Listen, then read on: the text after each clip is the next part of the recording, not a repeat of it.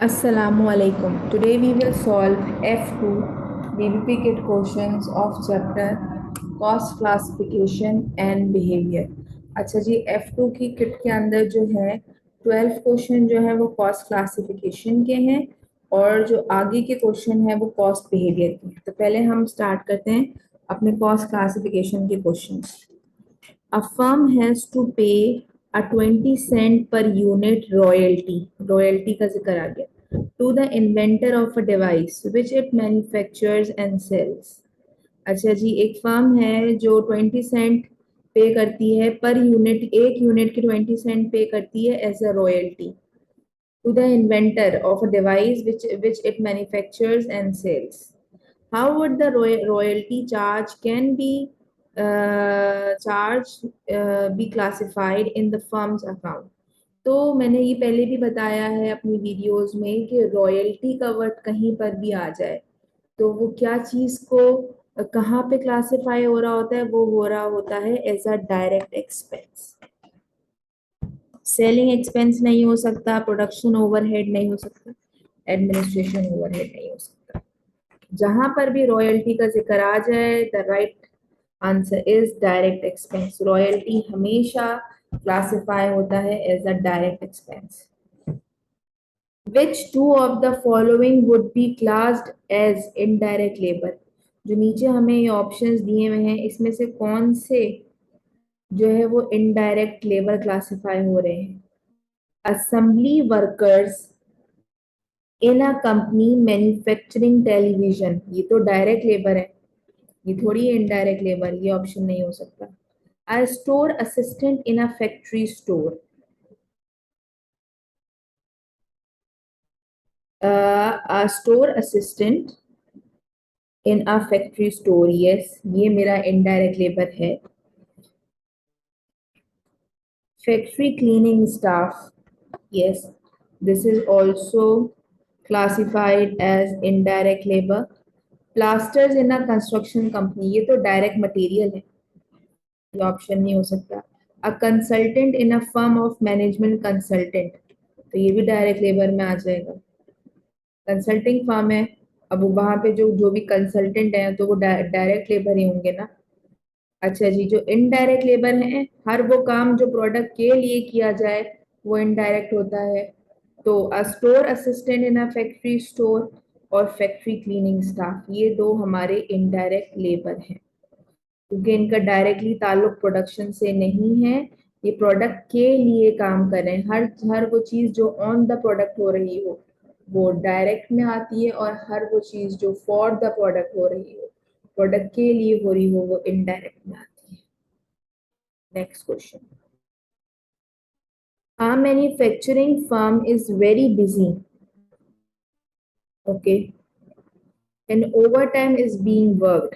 एक manufacturing firm है जो बहुत बिजी फर्म है और वहां पे ओवर टाइम भी होता है। How would the amount of over time premium contain in direct wages normally B classed? तो जो हमारा जो ओवर टाइम प्रीमियम है जो कि नॉर्मली मिलता है आपको ओवर टाइम करने पे, वो किस में क्लासिफाई होगा? वो प्राइम कॉस्ट का पार्ट बनेगा? नहीं, ओवर टाइम प्रीमियम कभी भी प्राइम कॉस्ट का पार्ट नहीं बनता। क्या वो मेरा फैक्ट्री ओवरहेड होगा? क्या वो मेरा डायरेक्ट लेबर कॉस्ट होगा? डायरेक्ट लेबर कॉस्ट तो प्रीमियम कभी भी नहीं होता। एडमिनिस्ट्रेटिव ओवरहेड्स कभी भी ओवर टाइम प्रीमियम नहीं होता।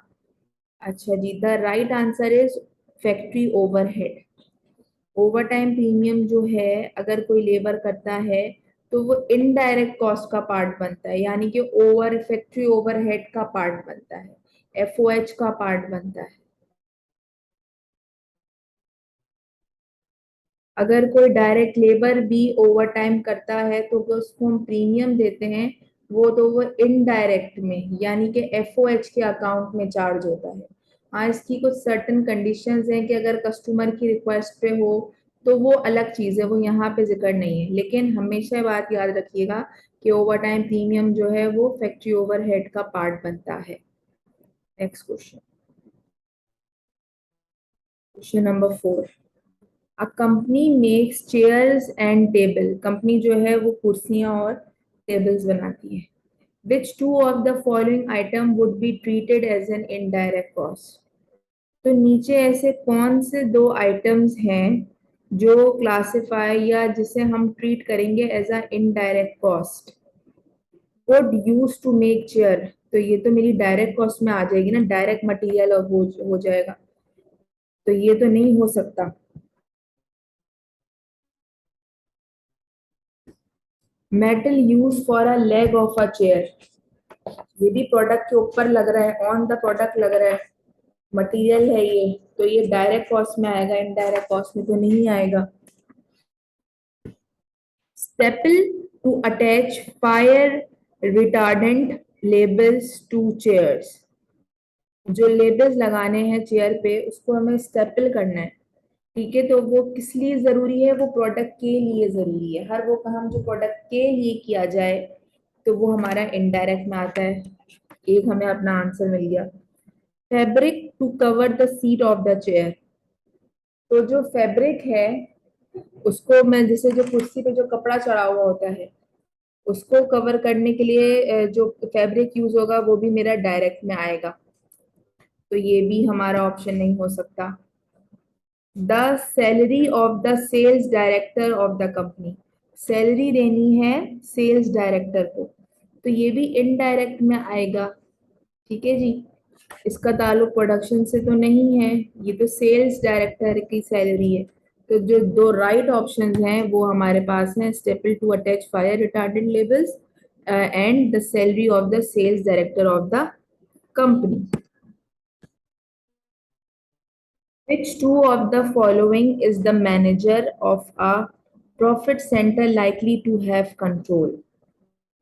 प्रॉफिट सेंटर्स के जो मैनेजर्स होते हैं वो किन किन चीजों पे कंट्रोल कर सकते हैं? The manager of a profit centre usually has control. अच्छा जी,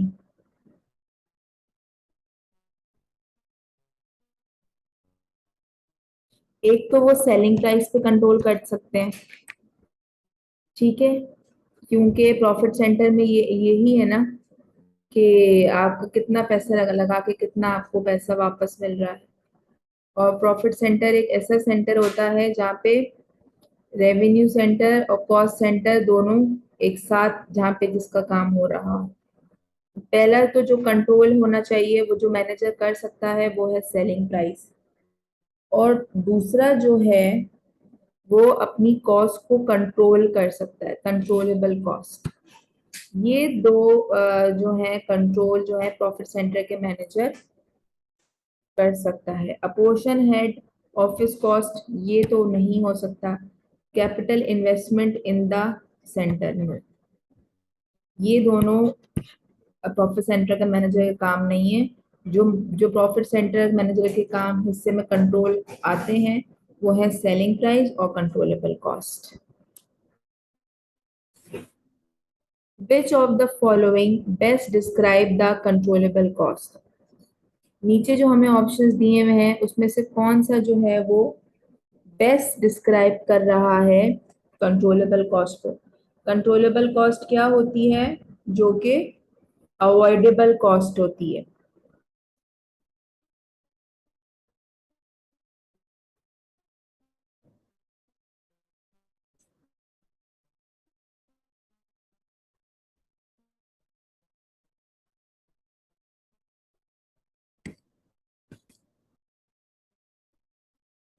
अच्छा जी, a cost which arises from a decision already taken which cannot in the short run be changed, नहीं, ये मेरी कंट्रोलेबल कॉस्ट की डेफिनेशन नहीं है।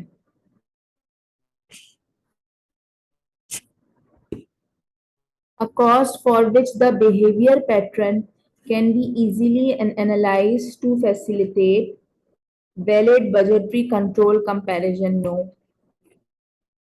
A cost which can be influenced by its budget holder, yes.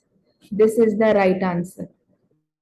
ऐसी cost जो उसके budget holder, मतलब कि कंट्रोलेबल कॉस्ट क्या, जो अवॉइडेबल कॉस्ट हो, ठीक है ना, हाँ, वो जो जो हम कंट्रोल कर सकें, जो उसके बजट होल्डर के इन्फ्लुएंस, बजट होल्डर के हाथ में हो, ठीक है, तो ये हमारी कंट्रोलेबल कॉस्ट है.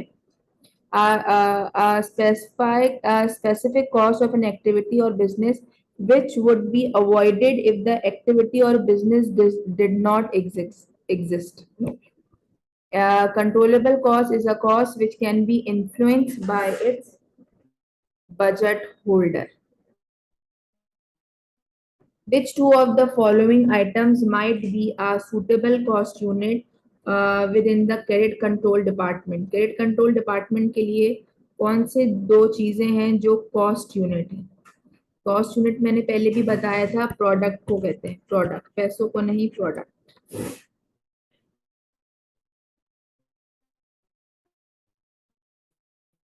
स्टेशनरी कॉस्ट नहीं हो सकती, टेलीफोन बिल नहीं हो सकता.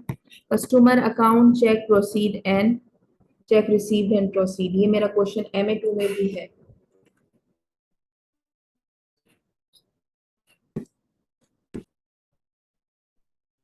Which of the following best describe a period cost? नीचे जो ऑप्शंस दिए हुए हैं उसमें से कौन सी कॉस्ट, कौन सा ऑप्शन बेस्ट डिस्क्राइब कर रहा है पीरियड कॉस्ट को? तो याद रहे, पीरियड कॉस्ट जो होती है वो मेरी नॉन मैन्युफैक्चरिंग कॉस्ट होती है.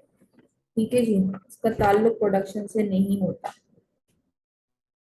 A cost that relate to a time period which is deducted as expense for the period and is not included in the inventory valuation.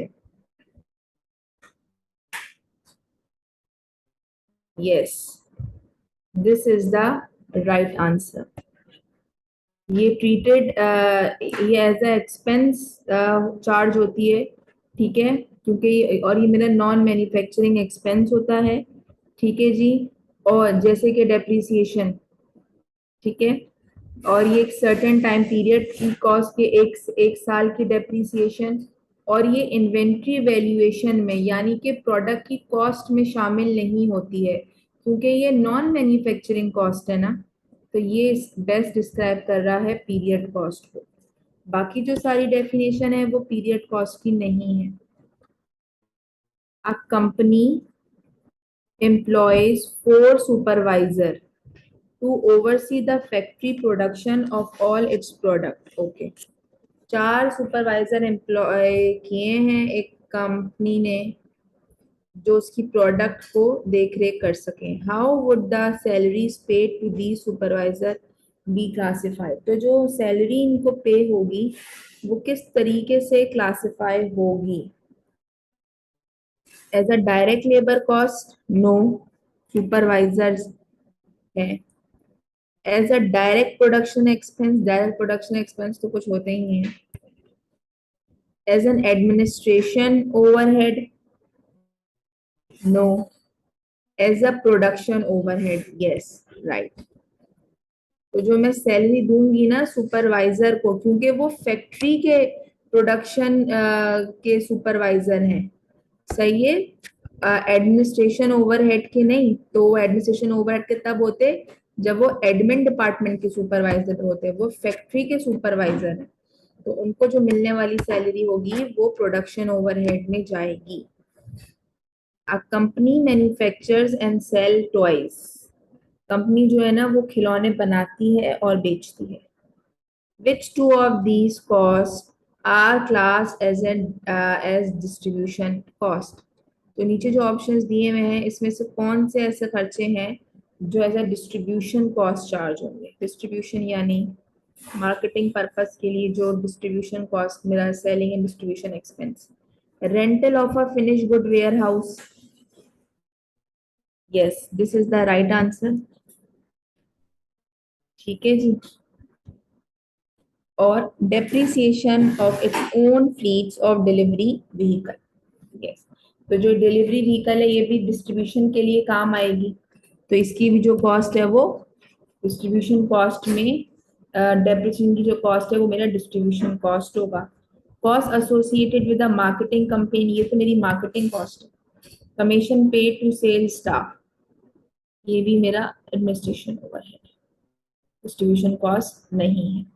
The right answer is rental of a finished good warehouse.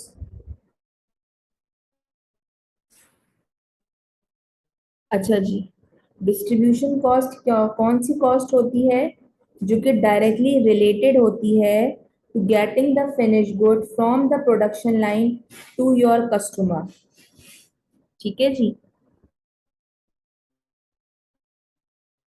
तो distribute करने से पहले जो ये जो पहला वाला है ये ऑप्शन इसलिए है, तो डिस्ट्रीब्यूट करने से पहले जो मेरे फिनिश गुड्स होते हैं वो मैं टेम्पररी जो है वो मैं वेयर हाउस में स्टोर करती हूँ। सही है। तो जाहिर सी बात है जो इसका जो भी मैं किराया दूंगी वो मेरा डिस्ट्रीब्यूशन कॉस्ट में आ जाएगा ना, क्योंकि मैंने वहाँ डिस्ट्रीब्यूशन पर्पस के लिए तो अपने गुड्स स्टोर किए हुए कि वो मेरे वेयर हाउस से कस्टमर तक पहुंच जाएं। तो पहला वाला ऑप्शन इसलिए सही है।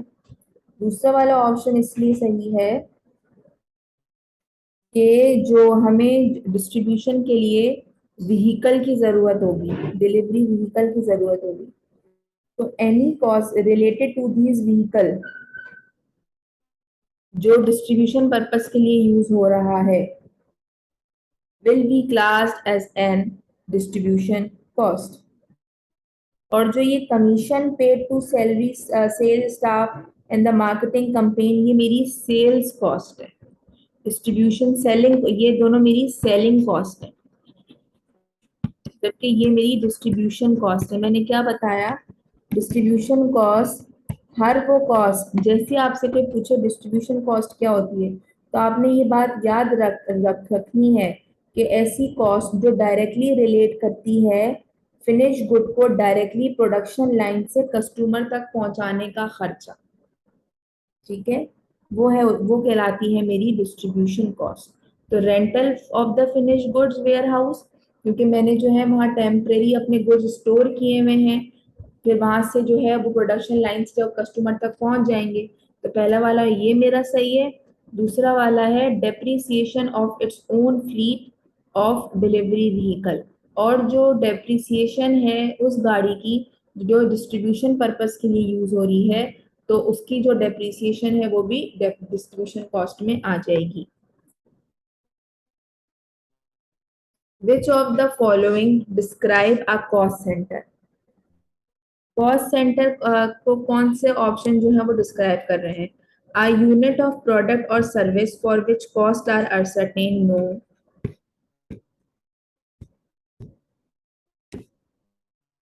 A function or location for which costs are ascertained, yes, this is the right answer.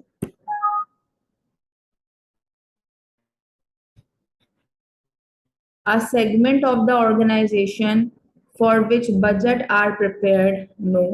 An amount of expenditure attributable to a particular activity, no. The right answer is a function or location for which costs are ascertained.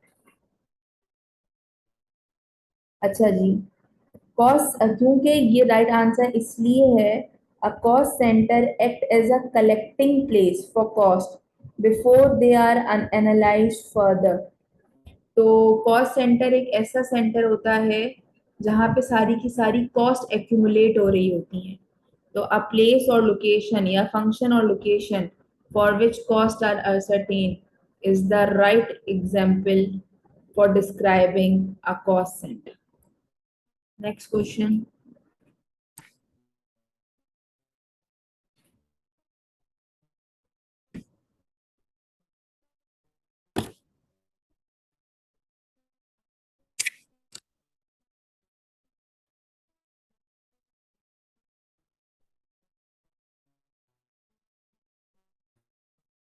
The overhead expenditure of a company are coded using a 5-digit coding system. अच्छा जी, एक overhead expense, जो overhead expense है of a company are coded using a 5-digit coding system. Okay, and extract from which is as follow. Machining का code number दिया हुआ है 10, fishing का दिया हुआ है 11, पैकेजिंग का दिया हुआ है 12, स्टोर्स का दिया हुआ है 13, मेंटेनेंस का दिया हुआ है 14। Types of material. Indirect material का कोड है 410। डेप्रिसिएशन का कोड है, डेप्रिसिएशन ऑफ प्रोडक्शन मशीनरी का कोड है 420। इनडायरेक्ट का कोड है 430, इनडायरेक्ट 430। मेंटेनेंस मटेरियल का कोड है 440। मशीन हायर कॉस्ट का कोड है 450। और डेप्रिसिएशन ऑफ नॉन प्रोडक्शन का इक्विपमेंट का कोड है 460। वो ये कह रहे हैं the code for the coding for the higher cost of the packaging machine is, जो कोडिंग है ना हायर कॉस्ट का, उसका कोड कुछ ऐसा है। हायर कॉस्ट इसमें से हमें ये दी हुई है, हायर कॉस्ट हमें दी हुई है ये रही 450। तो उसका कोड 450 तो आखिर में, और हायर कॉस्ट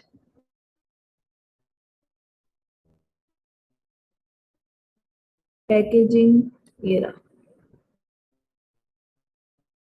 12450। यानी कि पहले वो ये वाला कोड लेते हैं, उसके आखिर में फिर वो एक्सपेंस का, पहले कॉस्ट सेंटर का कोड नंबर आता है और फिर टाइप्स ऑफ एक्सपेंस का कोड आता है। ठीक है, जो भी एक्सपेंस है वो हमसे पूछ रहा है what is the code for issue of indirect material issued from store to the machining department. तो वो कह रहे हैं इनडायरेक्ट मटेरियल अगर मैं इशू करूं तो उसका कोड क्या होगा, और स्टोर से इशू करूं तो पहले जो मेरे कॉस्ट सेंटर है, स्टोर मेरा कॉस्ट सेंटर है ना, तो पहले कॉस्ट सेंटर के कोड्स आ रहे हैं। तो स्टोर का है मेरा कोड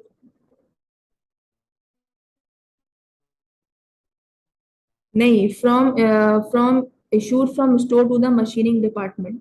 मशीनिंग डिपार्टमेंट को जो है वो मैं इनडायरेक्ट मटेरियल इशू कर रही हूँ स्टोर से।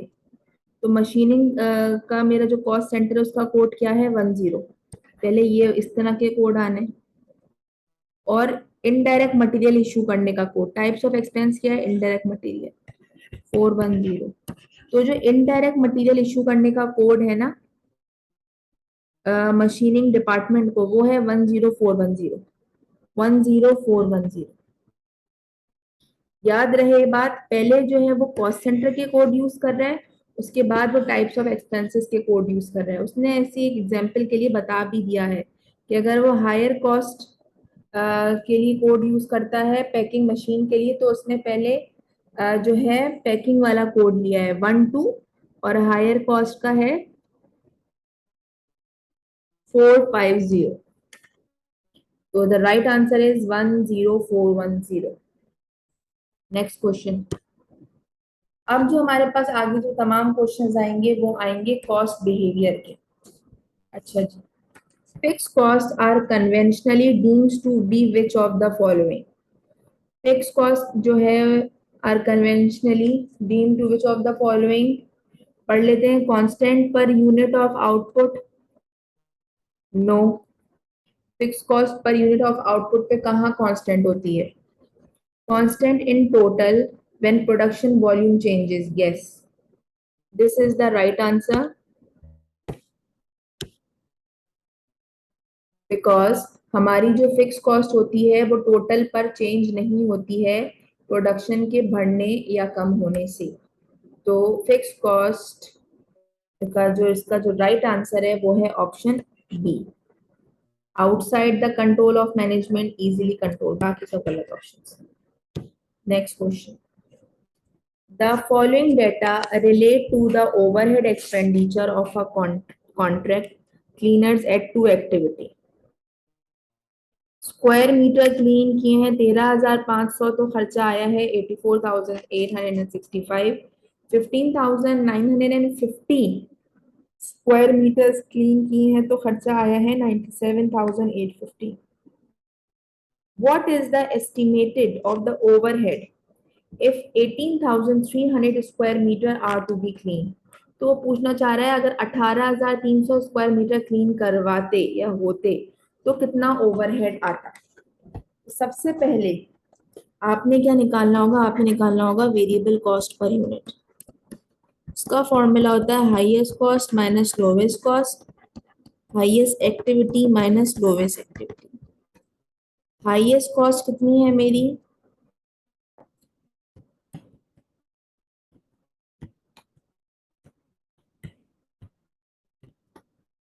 हाईएस्ट एक्टिविटी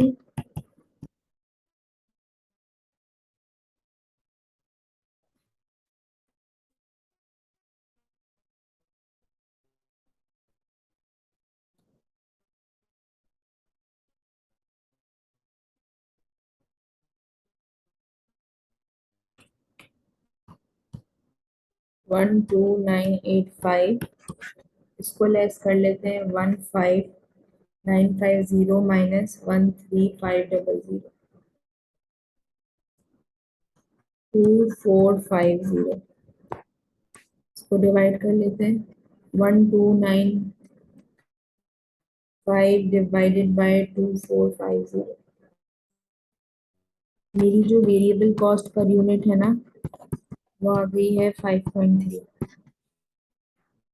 अब मुझे निकालनी होगी फिक्स कॉस्ट।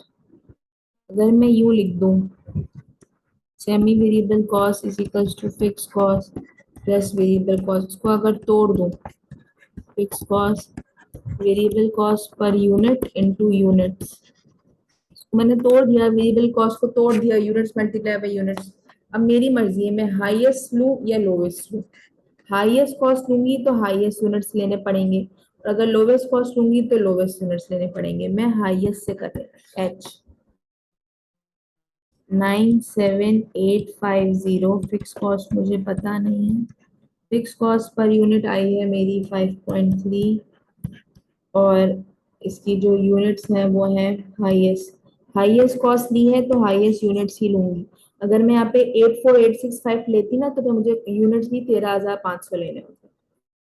13950,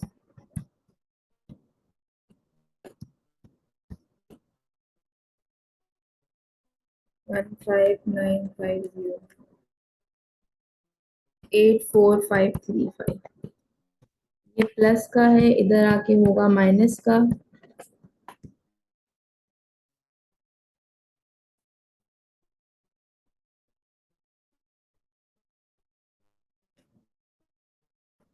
मेरी जो फिक्स कॉस्ट है वो आ रही है 13315, ये मेरी फिक्स कॉस्ट है।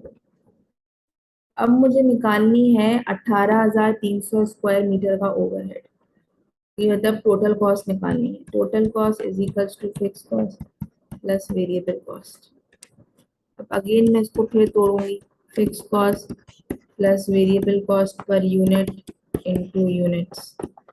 अब तो मेरे पास फिक्स कॉस्ट आ गई है ना, इसलिए निकाली थी मैंने 13315। वेरिएबल कॉस्ट पर यूनिट मैंने निकाली हुई है 5.3।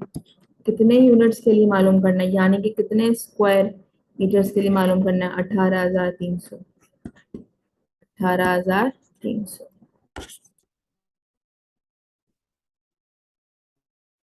13315 प्लस 5.3 मल्टीप्लाई बाय 18300, 96990 प्लस 13315,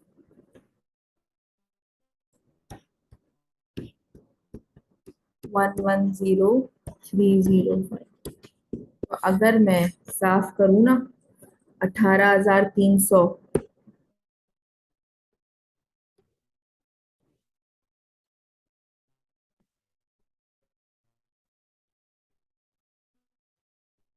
अगर 18,300 स्क्वायर मीटर क्लीन होंगे तो मेरा खर्चा आएगा 1,10,305। इसको बोलते हैं high low method.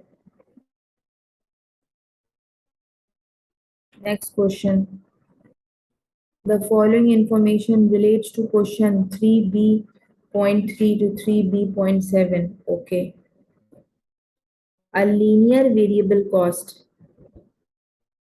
when the vertical axis represent cost। Vertical axis बोलते हैं इसको, और हॉरिजॉन्टल एक्सिस बोलते हैं इसको।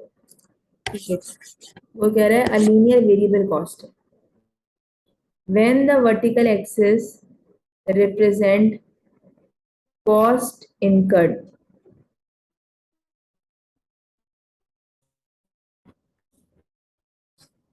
तो मेरी जो वेरिएबल कॉस्ट है, जो मेरी एक्टिविटी के बढ़ने के साथ बढ़ती है, एक्टिविटी के कम होने के साथ कम होती है, वो उसको बोलते हैं आवर लीनियर वेरिएबल कॉस्ट। तो वो इन ग्राफ में से कौन सा ग्राफ उसको रिप्रेजेंट कर रहा है? ग्राफ नंबर 2 एक्टिविटी के बढ़ने के साथ बढ़ती है, ये वर्टिकल एक्सिस है, ये हॉरिजॉन्टल एक्सिस है, तो the right answer is graph 2। क्योंकि जो मेरी कॉस्ट है वो इंक्रीज होगी with the increase in activity level, और वेरिएबल कॉस्ट हमने यही पढ़ा है जो एक्टिविटी के बढ़ने के साथ बढ़ती है, और ये वाला जो ग्राफ है बिल्कुल सही इस बात को रिप्रेजेंट कर रहा है। अच्छा जी, कहीं पर भी लीनियर वेरिएबल कॉस्ट हो ना, तो वो नॉर्मल वेरिएबल कॉस्ट जो हमने पढ़ी है, जो एक्टिविटी के बढ़ने के साथ बढ़ती है, कम होने के साथ कम होती है। नॉन लीनियर वेरिएबल कॉस्ट एक अलग चीज होती है, जो आगे स्क्रिप्ट के क्वेश्चन में, आगे क्वेश्चंस में आएंगे, हम वो सॉल्व करेंगे। A fixed cost when the vertical axis represent cost incurred. Fixed cost. Fixed cost कौन सी cost होती है? Total fixed cost जो कि सेम रहती है। ये आपकी कॉस्ट रिप्रेजेंट, ये कॉस्ट है, ये आपकी लेवल ऑफ एक्टिविटी है, फिक्स कॉस्ट ये। Graph 1, a linear variable cost when the vertical axis represent cost per unit. Linear variable cost per unit. अब जो ये वर्टिकल एक्सिस है, अगर ये वर्टिकल एक्सिस है मेरा, अब इस वर्टिकल एक्सिस को मैं कॉस्ट अज्यूम ना करूं, मैं अज्यूम कर लूं पर यूनिट, तो अब इसमें से वेरिएबल कॉस्ट पर यूनिट कौन सी है? तो अगेन ग्राफ 1 है, क्योंकि वेरिएबल कॉस्ट पर यूनिट का ग्राफ जो है वो पर यूनिट पे कांस्टेंट रहता है। सही, इसका आंसर है ग्राफ 1। इसमें कंफ्यूज मत होइएगा, वो देखिए कि वो वर्टिकल एक्सिस से क्या रिप्रेजेंट करवा रहा है। यहाँ पे पहले पहले जो मैंने ग्राफ 1 मार्क किया ना 3B.4 में, वो यहाँ पे कॉस्ट समझ के मार्क किए कि यहाँ पे कॉस्ट है। तो अगर ऊपर को यहाँ वर्टिकल एक्सिस पे कॉस्ट है और नीचे लेवल ऑफ एक्टिविटी है, तो फिक्स कॉस्ट का ग्राफ जो है वो टोटल कॉस्ट पे कांस्टेंट रहता है। लेकिन अगर वर्टिकल एक्सिस पे पर यूनिट है, तो पर यूनिट है, तो जो है फिर जो स्ट्रेट लाइन है वो वेरिएबल कॉस्ट पर यूनिट को रिप्रेजेंट करती है। ठीक है बच्चों। अब 6, a semi variable cost when the vertical axis represent cost incurred. Okay जी, semi variable cost, semi variable cost है ये। सेमी वेरिएबल कॉस्ट का ग्राफ जो है वो हमेशा यूं ही बनता है, मतलब कि थोड़ा सा ओरिजिन से उठा हुआ होता है। ठीक है जी, तो द राइट आंसर इज ये यहाँ पे कॉस्ट है, वर्टिकल एक्सिस पे कॉस्ट है, ठीक है, और सेमी वेरिएबल कॉस्ट का ग्राफ है, तो the right answer is graph number 4। Step fixed cost when the vertical axis represent cost, step cost ये ग्राफ नंबर 3, ये स्टेप आ रहा है, ये कॉस्ट को रिप्रेजेंट कर रहा है। तो ये है मेरा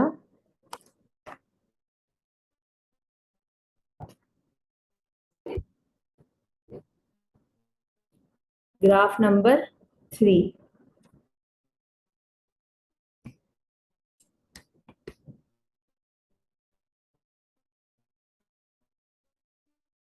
आई होप आपको ये 7 क्वेश्चंस क्लियर हो गए होंगे। आगे चलते हैं। A company has recorded the following data in the 2 most recent period. 13,500 का खर्चा होता है अगर वॉल्यूम ऑफ प्रोडक्शन होता है 700।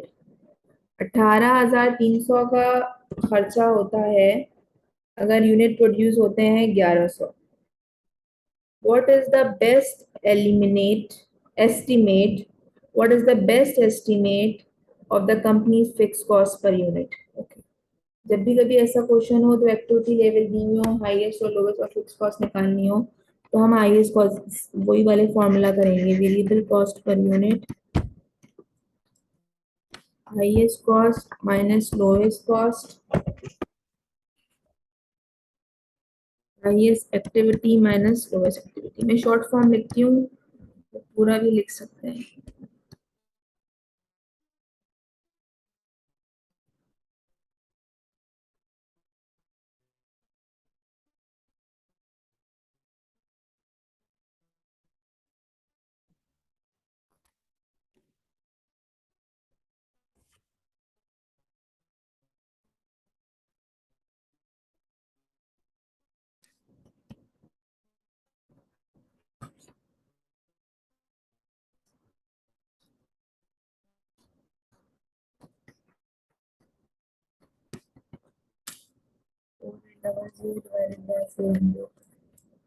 वेरिएबल कॉस्ट को मिटा दी, अब फिक्स कॉस्ट निकालनी है।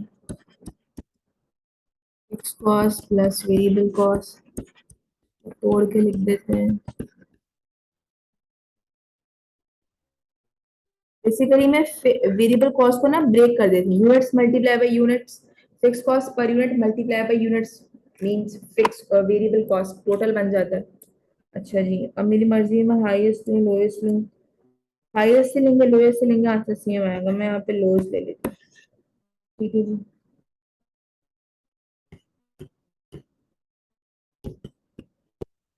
तो मुझे पता नहीं है, मैंने 12 निकाली है, यूनिट्स कितने लूँ, 700।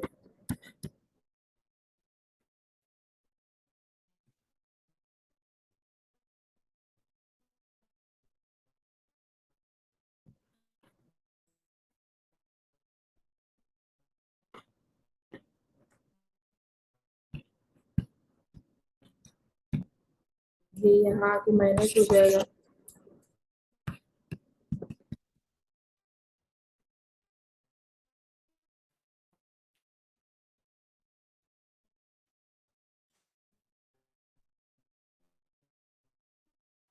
What is the best estimate? The company's fixed cost is $51,100. Next question. A production worker is paid a salary of 650 per month. अच्छा जी, 650 की सैलरी मिलती है प्रोडक्शन वर्कर को, plus an extra 5 cents for each unit produce, plus उसको extra 5 cents भी मिलते हैं हर unit produce करने पर। How is this type of labour cost be describe? तो ये वेरिएबल कॉस्ट तो नहीं हो सकती, फिक्स कॉस्ट भी नहीं हो सकती, ये स्टेप कॉस्ट भी नहीं हो सकती, ये हो सकती है semi variable cost. Semi variable cost के अंदर दोनों पोर्शन शामिल होते हैं, वेरिएबल कॉस्ट का भी और फिक्स कॉस्ट का भी। तो 650 उसका फिक्स कॉस्ट का पार्ट है, और अगर वो 650 से ज्यादा यूनिट, उसको सिक्स फिफ्टी तो उसको हर महीने मिलेंगे ही मिलेंगे, प्लस उसको एक्स्ट्रा यूनिट प्रोड्यूस करने पर 5 cents और मिलेंगे, तो जो 5 cents उसको मजीद हर यूनिट के बदले मिल रहे हैं, तो वो वेरिएबल कॉस्ट में उसकी शामिल हो रहा है। तो द राइट आंसर है semi variable cost.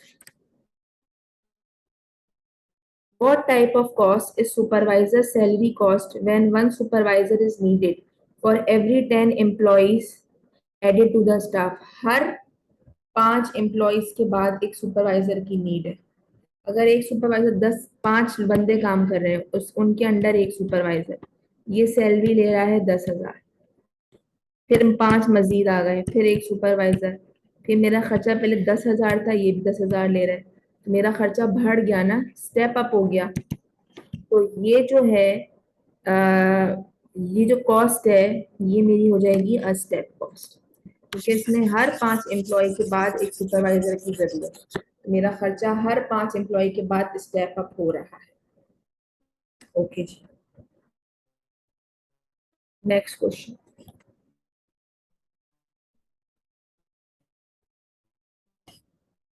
The following information for advertising and sales has been established over the past 6 months. Okay जी, हमें जो है वो एडवर्टाइजिंग का एक्सपेंडिचर बता दिया है, और हमें ये भी बता दिया है कि हमें हर महीने कितना सेल्स रेवेन्यू हुआ है पिछले 6 महीनों का।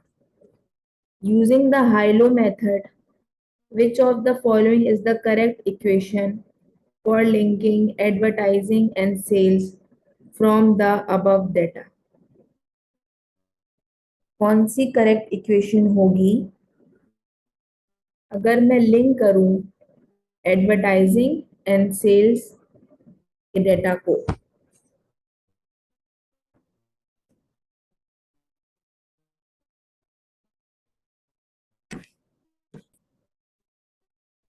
अच्छा जी, ये क्वेश्चन जो है बहुत इजी सा है, दिखने में थोड़ा सा डिफिकल्ट लग रहा होगा आप लोगों को कि पता नहीं किस तरीके से होगा। मैं बता देती हूँ। सबसे पहले तो ये हायलो मेथड से तो होगा, ये बात तो कंफर्म है। लेकिन हायलो मेथड्स में क्या होते हैं, हमें यूनिट्स दिए हुए होते हैं और कॉस्ट दी हुई होती है।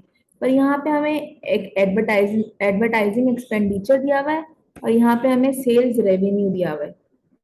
तो अच्छा जी, तो अब क्या है हमारा जो इंडिपेंडेंट वेरिएबल है वो है ये एक्स। एडवर्टाइजिंग एक्सपेंस हमारा इंडिपेंडेंट वेरिएबल है, ठीक है। और सेल्स रेवेन्यू जो है वो मेरा डिपेंडेंट वेरिएबल है। जो मेरा रेवेन्यू है वो डिपेंड करता है मेरे एडवर्टाइजिंग एक्सपेंस पे, ठीक है। तो बेसिकली ये मेरे यूनिट्स हो गए और ये मेरा खर्चा हो गया या ये मेरा रेवेन्यू हो गया, ठीक है जी। अब सबसे पहले वही वाली बात मुझे निकालनी होगी, variable cost per unit. Highest cost minus lowest cost, highest activity minus lowest activity.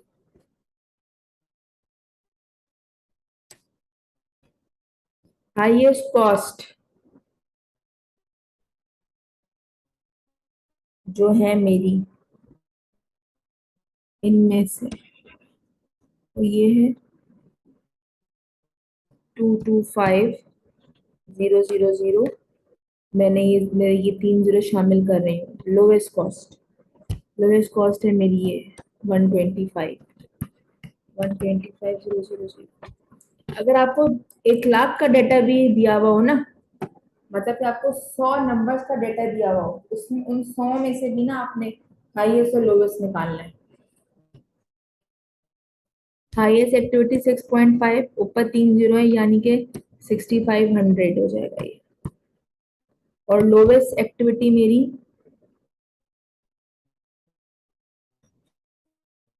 2.5 यानी कि 2500।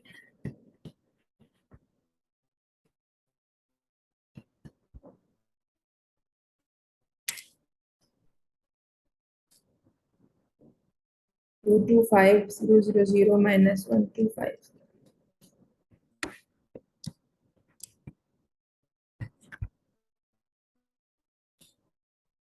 2500, 4000 वेरिएबल कॉस्ट पर यूनिट आ गया।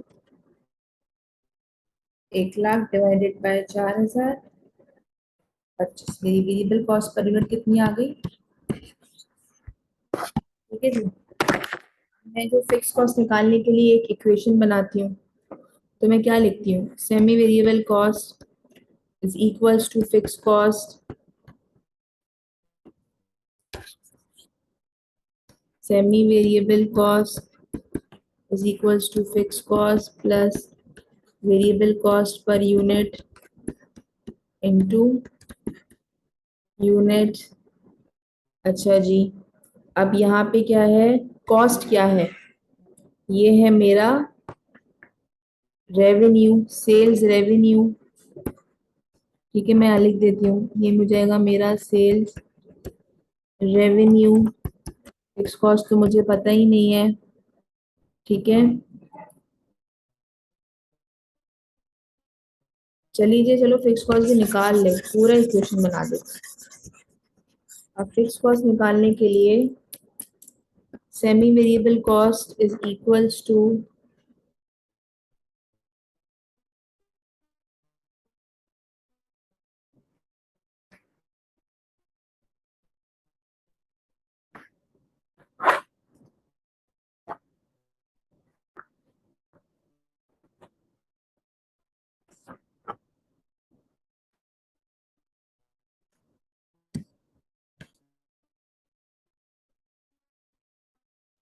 Fix cost plus variable cost per unit multiply by units.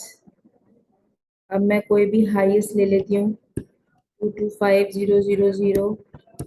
Cost मुझे पता नहीं है, ये मैंने 25 निकाली है। यूनिट्स में ले लेती हूँ 6500। 225,000। फिक्स कॉस्ट नहीं पता, 25 मल्टीप्लाई बाय 6500, 162,500। जब मैं 225,000 में से 162,500 माइनस करूंगी, 2 जीरो है, 62500, मेरी फिक्स कॉस्ट आ जाएगी 2,500। कॉस्ट आ गई है, वेरिएबल कॉस्ट पर यूनिट भी आ गई है। ठीक है जी। अब मुझे अगर लिंक करना हो, इक्वेशन बनानी हो, तो मैं कैसे करूंगी? अच्छा जी, मैंने पहले ही बताया है कि जो मेरा ये कॉस्ट है, ये मेरा सेल्स रेवेन्यू है। ठीक है, और जो मेरी ये यूनिट्स हैं, ये मेरा एडवर्टाइजिंग एक्सपेंडिचर है। ठीक है जी। अब करेक्ट इक्वेशन बनाने के लिए इक्वेशन ऐसे बनाऊंगी ना, semi variable cost is equals to fix cost plus variable cost per unit multiply by units, ऐसे ही पुट करूंगी। ठीक है। अब अगर मेरे पास, अब मुझे अगर सेल्स रेवेन्यू मालूम करना होता, यहाँ पे मेरे पास टोटल कॉस्ट आ जाती है ना आखिर में, तो मैं टोटल कॉस्ट के नाम से करती हूँ। ठीक है। अगर मुझे मालूम करना होता तो बेसिकली मुझे सेल्स रेवेन्यू मालूम करना होता। यहाँ पे मैं सेल्स रेवेन्यू लिखती, मुझे किसी भी एडवर्टाइजिंग एक्सपेंस का अगर मुझे वो दे देता, तो मुझे उसका सेल्स रेवेन्यू मालूम करना होता ना। तो यहाँ पे आ जाता सेल्स रेवेन्यू। फिक्स कॉस्ट मैंने निकाली हुई है, वेरिएबल कॉस्ट पर यूनिट मैंने भी निकाली हुई है, और यहाँ यूनिट से मुराद है मेरा एडवर्टाइजिंग एक्सपेंस। तो ये बनती मेरी करेक्ट इक्वेशन। इतना बड़ा सवाल सॉल्व करने का ये मकसद हो। तो sales revenue is equals to 25 multiply by advertising expenses. This is the right answer. ये उसने गलत बनाई हुई है, इसमें उसने वेरिएबल कॉस्ट पर यूनिट भी गलत है और फिक्स कॉस्ट भी गलत है, और ये तो है ही गलत। यहाँ पे उसने जो है एडवर्टाइजिंग एक्सपेंडिचर पहले ले लिया है, रेवेन्यू बाद में ले लिया है। हम कॉस्ट निकालते हैं यूनिट्स की, कि इतने यूनिट्स, इतना खर्चा करने पर इतना रेवेन्यू जनरेट हुआ। इसने उल्टा कर दिया है। बाकी के तीन ऑप्शंस गलत हैं, तो the right equation is equation A. Next question.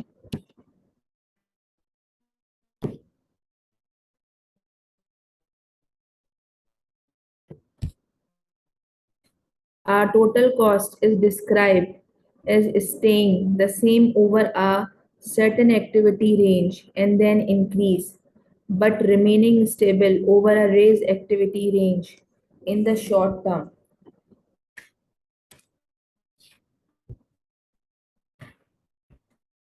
ऐसी कौन सी कॉस्ट है जो सेम रहती है एक सर्टेन एक्टिविटी तक, लेकिन फिर इंक्रीज होती है? ठीक है, लेकिन फिर वो जो है रिवाइज्ड होती है। सेम है, बढ़ी, सही है, फिर सेम हो गई शॉर्ट पीरियड के लिए, फिर बढ़ेगी। तो ऐसी मेरी कॉस्ट होती है आर स्टेप फिक्स कॉस्ट। फिर है a company incurs the following cost at various activity level. इसमें वो आपसे पूछ रहा है, उसने आपको हाईएस्ट एक्टिविटीज दी हैं, लोवेस्ट एक्टिविटीज दी हैं, और उसने आपको बोल दिया है कि मुझे वेरिएबल कॉस्ट पर यूनिट निकाल के दे दीजिए। वेरिएबल कॉस्ट पर यूनिट निकालने का फॉर्मूला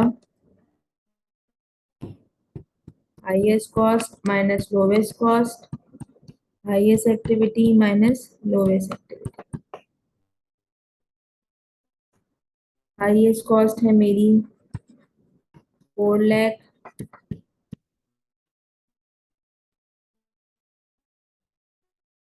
हाईएस्ट एक्टिविटी है मेरी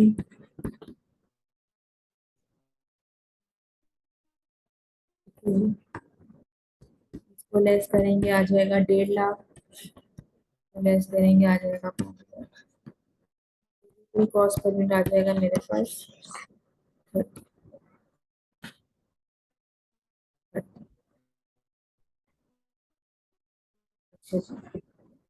The following diagram represent the behavior of one element of cost। जो ये जो डायग्राम मुझे दी हुई है ये किस चीज को रिप्रेजेंट कर रहा है? अच्छा जी, which of the following statement is consistent with the above diagram। नीचे नीचे जो हमें स्टेटमेंट दी हुई है ये कौन सी बिल्कुल सही रिलेट कर रही है ऊपर वाली डायग्राम के साथ? Annual factory power cost where the electricity suppliers set a tariff based on a fixed charge plus a constant unit cost for consumption but subjected to a maximum annual charge। Okay, इस पूरी equation का मतलब ये है कि जो supplier of electricity हैं, factory को जो इलेक्ट्रिसिटी सप्लाई करते हैं, उन्होंने क्या कर दिया है कि बोला है कि अगर आप इस मैक्सिमम रेंज तक अगर आप इस्तेमाल करोगे तो आपका जो है ना खर्चा बढ़ता रहेगा। खर्चा बढ़ रहा है बढ़ रहा है बढ़ रहा है बढ़ रहा है बढ़ रहा है बढ़ रहा है, रुक गया क्योंकि आप उस मैक्सिमम लेवल तक पहुंच गए हो। ठीक है, उसके बाद क्या हुआ, आप आगे जो भी इलेक्ट्रिसिटी इस्तेमाल करोगे फिर वो आपकी फिक्स हो जाएगी। यहाँ आपके यूनिट्स बढ़ रहे हैं मुस्तकिल। ठीक है, बढ़ तब तक रहे हैं जब तक आप एक मैक्सिमम एनविल ये मैक्सिमम एक पॉइंट पे नहीं पहुंच जाते। लेकिन जब तक आप उस मैक्सिमम पॉइंट पे नहीं पहुंच जाओगे आपके जो यूनिट्स हैं वो बढ़ते रहेंगे। लेकिन जैसे ही आप उस मैक्सिमम पॉइंट पे पहुंच जाओगे आपका जो यूनिट है वो फिक्स हो जाएंगे। तो ये पहला वाला ग्राफ तो ये बात कर रहा है और इसका राइट आंसर भी यही है। अच्छा जी, जो दूसरा है वो है weekly total labour cost where there is a fix wage for a standard 40 hour week but over time is being paid at a premium rate. No. Total direct material cost, no. ये और total direct material cost for a period where the supplier charges a constant amount per unit for all unit supplied up to a maximum charge for the period. No. जो correct इस graph को define कर रहा है ना statement, वो statement number A है। Next question, an organization manufactures a single product।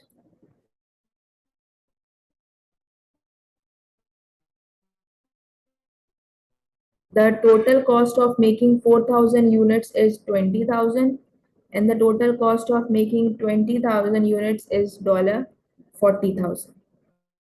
4,000 units बनाने का खर्चा है 20,000 और 20,000 यूनिट्स बनाने का खर्चा है 40,000। Within this range of activity, the total fixed cost remain unchanged। अच्छा जी, वेरिएबल कॉस्ट पर यूनिट निकालनी है, वही वाली चीज। Variable cost per unit, highest cost minus lowest cost, highest activity minus lowest activity. Highest cost है आपकी 40,000 minus 20,000, highest activity है आपकी 20,000 minus 4,000, 20,000 divided by 16,000। Variable cost per unit कितनी आ गई आपकी? $1.25।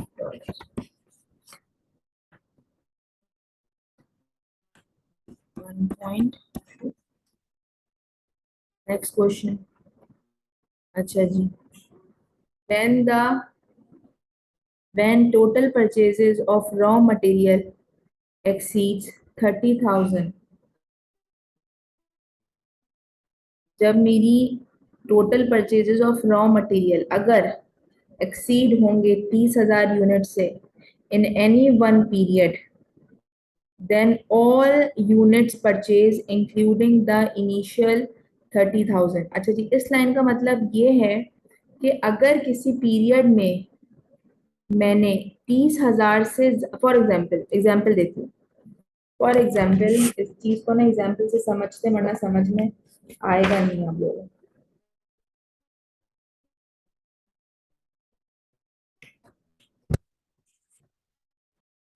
अच्छा अच्छा, फॉर एग्जाम्पल मैंने 30,000 यूनिट्स परचेज किए हैं 10 के रेट पे, कितने हो गए? 3 लाख। अगर मैंने किसी पीरियड 35,000 यूनिट्स परचेज कर लिए, ठीक है, 35,000 यूनिट्स परचेज कर लिए, और फॉर एग्जाम्पल करके 30,000 यूनिट्स परचेज करती हूँ मैं 10 के रेट पे, लेकिन अब मुझे 35,000 यूनिट प्रोड्यूस करने हैं, अब हो गए 30 से, ठीक है। तो अब जो है वो मुझे मिलेगा अबव 30, एक यूनिट मुझे मिलेगा 5 का। अबव 30 कितने का मिलेगा मुझे? 5 का, 10 का, 25। अच्छा अच्छा। इस वाली लाइन का मतलब क्या है, मैंने सिर्फ इतना समझाना है आप लोगों को। इस लाइन का मतलब, इसका मतलब ये है कि अगर मैं मेरे यूनिट्स 30,000 से एक्सीड कर गए, तो जो आगे के मैं यूनिट्स परचेज करूंगी ना जिस रेट पे, तो पिछले वाले परचेज के रेट पे भी वही एक पर यूनिट का रेट अप्लाई होगा। जैसे कहने का मकसद ये है कि 30,000 यूनिट अगर खरीदती हूँ तो एक यूनिट मिलता है 10 का, लेकिन अगर 30,000 के ऊपर एक भी यूनिट खरीदूंगी, फॉर एग्जाम्पल मैंने 5,000 यूनिट्स और खरीदने हैं, तो वो मुझे मिलेंगे 5 के रेट पे। तो मैं यूं नहीं करूंगी इसको 30,000 मल्टीप्लाई बाय 5 और 10 और 5,000 मल्टीप्लाई बाय 5, मैं यूं नहीं करूंगी। मैं क्या करूंगी, जो मेरे एक्सीड हो गए हैं ना उस पे भी मैं वही रेट अप्लाई करूंगी जो मेरा नया रेट है 5। यही बात ये लिखी हुई है, when total purchase of raw material exceed 30,000 units in any one period, then all unit purchase including the initial 30,000 are invoiced at a lower cost per unit। इसका मतलब ये है कि जो मैं एक्सीड वाले यूनिट्स का रेट होगा वही तमाम पिछले परचेजेस पे अप्लाई हो जाएगा।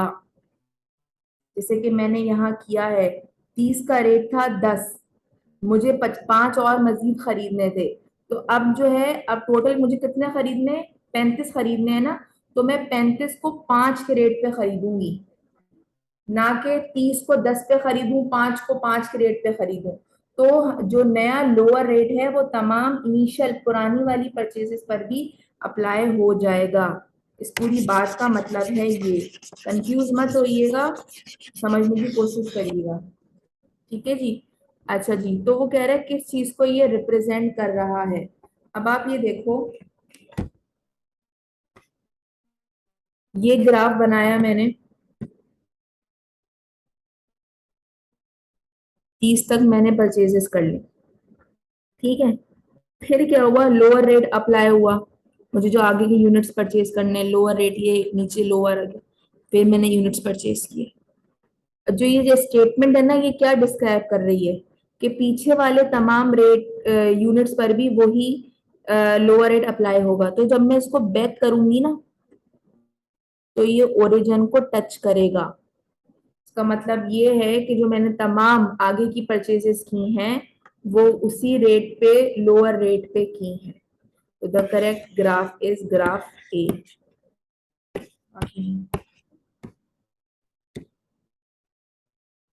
Question number 17। क्वेश्चन नंबर 17 में मुझे निकालनी है fix cost.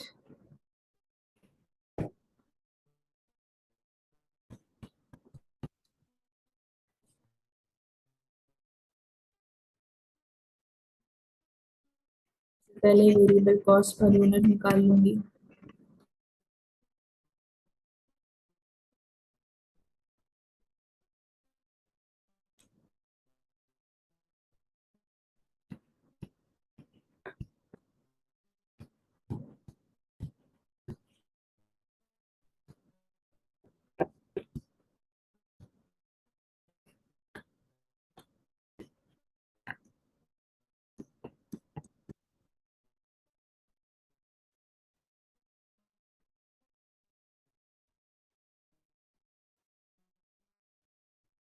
Variable cost per unit आ जाएगी $1.25 पर यूनिट।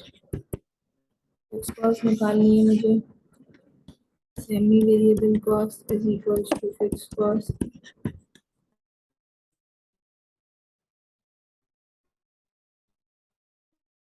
आईएस ले लेते हैं। फिक्स कॉस्ट नहीं पता, यूनिट्स निकालने हैं ये, और हाईएस्ट यूनिट्स लेंगे 2500, सॉरी 5000।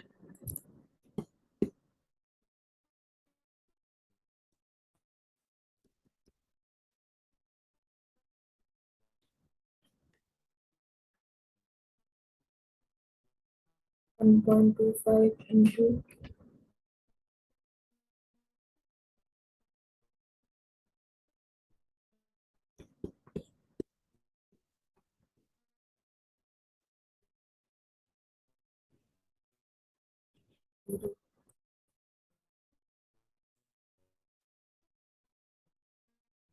250। मेरी फिक्स कॉस्ट आ गई है 2000।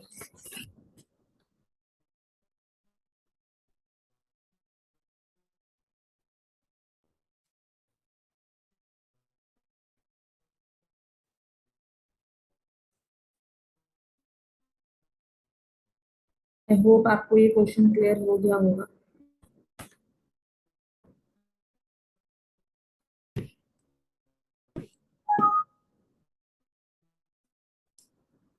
The following shows the total overhead cost for given level of company's total output.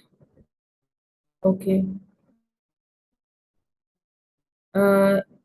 Cost 4000 आई है अगर यूनिट प्रोड्यूस हुए हैं 1000। 7000 कॉस्ट आई है अगर यूनिट प्रोड्यूस हुए हैं 2000। 10,000